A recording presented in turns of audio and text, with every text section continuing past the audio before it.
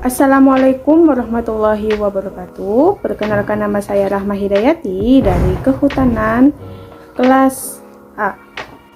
Soal yang pertama, jelaskan bagaimana mengaplikasikan nilai-nilai Pancasila dalam kehidupan bermasyarakat, berbangsa, dan bernegara di segala bidang dapat terwujud dengan baik. Pancasila adalah ruh yang menggerakkan aktivitas keseharian bangsa. Karena itu, pengamalan nilai-nilai Pancasila dalam kehidupan kita sehari-hari menjadi sebuah urgensi. Yang pertama yaitu saling menghormati antar tetangga walau berbeda keyakinan. Memperkuat toleransi di antara para pemeluk agama dengan cara memberikan kesempatan untuk menjalankan ibadah masing-masing. Memperlakukan tetangga dengan baik, misalnya dengan saling berbagi oleh-oleh, makanan, atau hadiah menghormati tetangga tanpa membedakan suku, agama, ras, dan golongan. Menjaga kerukunan antar tetangga. Lalu, menolong tetangga yang membutuhkan bantuan, menjaga norma kesopanan di lingkungan tetangga. Melaksanakan kewajiban sesuai peraturan yang disepakati di lingkungan masyarakat, misalnya menjaga kebersihan dengan ikut gotong royong. Tidak boleh main hakim sendiri. Mengambil keputusan untuk kepentingan masyarakat dengan jalan musyawarah. Jangan mengambil keputusan untuk kepentingan pribadi. Lalu, soal yang nomor 2, bagaimana upaya dalam mempertahankan isi dan kandungan Pancasila dengan zaman modern saat ini? Jelaskan dan uraikan secara jelas.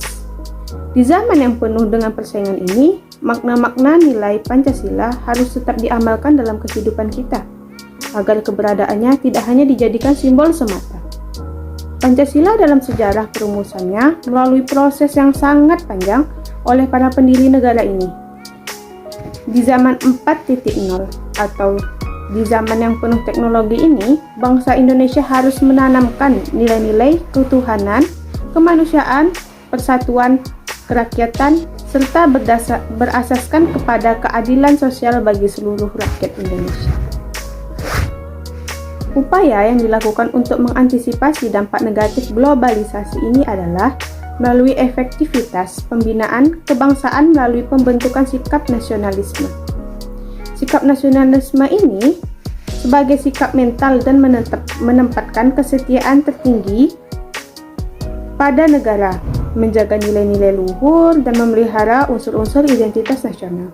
Oleh karena itu, pendidikan kewarganegaraan dan pendidikan Pancasila sebagai sarana pembinaan semangat nasionalisme harus dapat diefektifkan, sebagaimana disebutkan dalam Pasal 3 Undang-Undang Republik Indonesia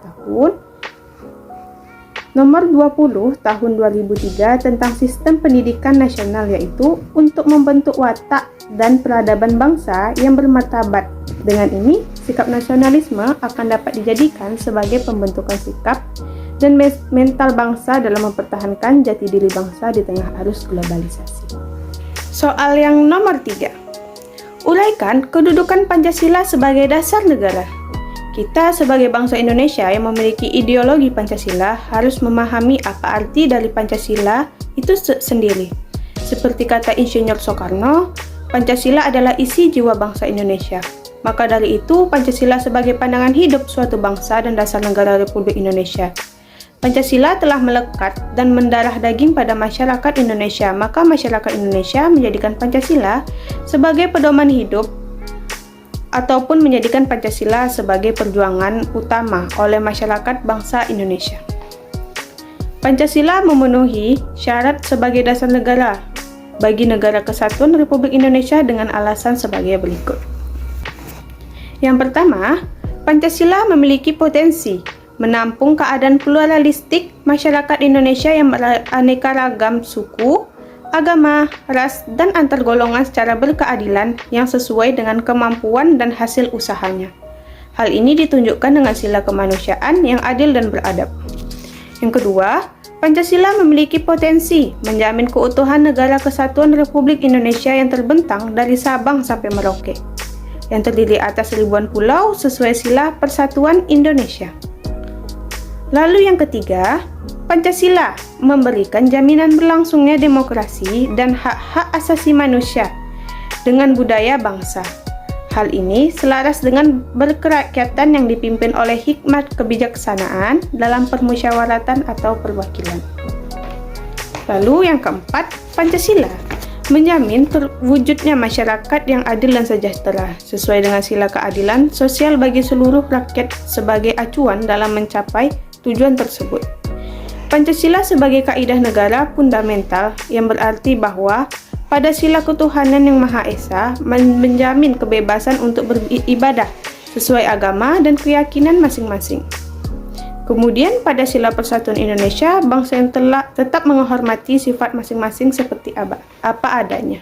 Soal yang keempat, jelaskan dan uraikan alasan prinsip yang menjadikan Pancasila sebagai pandangan hidup.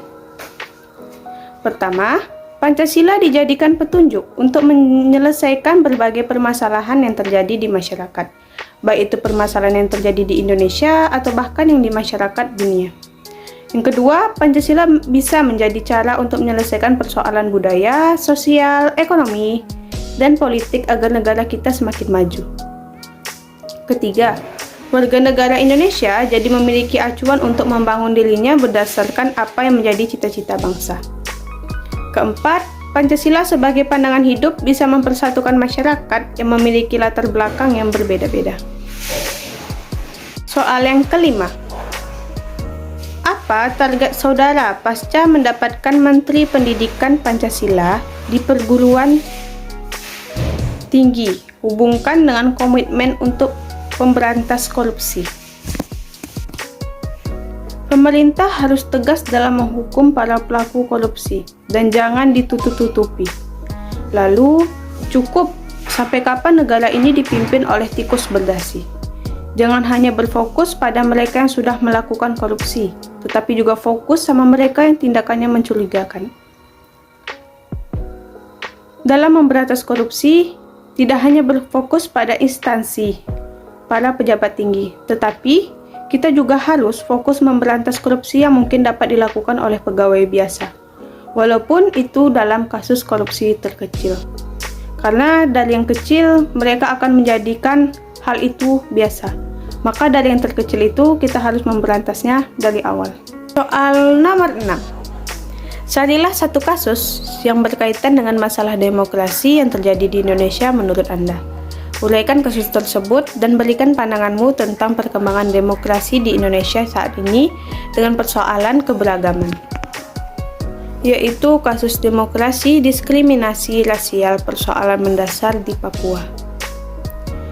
Pengadilan Negeri Balikpapan, Kalimantan Timur pada 17 Juni 2020 menjatuhkan vonis di bawah 1 tahun penjara terhadap 7 aktivis Papua yang didakwa melakukan makar. Majelis Hakim memutuskan mereka bersalah karena terlibat demonstrasi anti-rasisme di Papua pada Agustus tahun 2019. Menurut saya, diskriminasi rasial terhadap warga asli di Papua dinilai masih merupakan persoalan dasar yang menjadi sumber konflik di bumi cendrawasih itu. Konflik di Papua dinilai juga tidak akan pernah selesai jika terus-menerus menggunakan paradigma yang mendikotomikan NKRI dan separatis.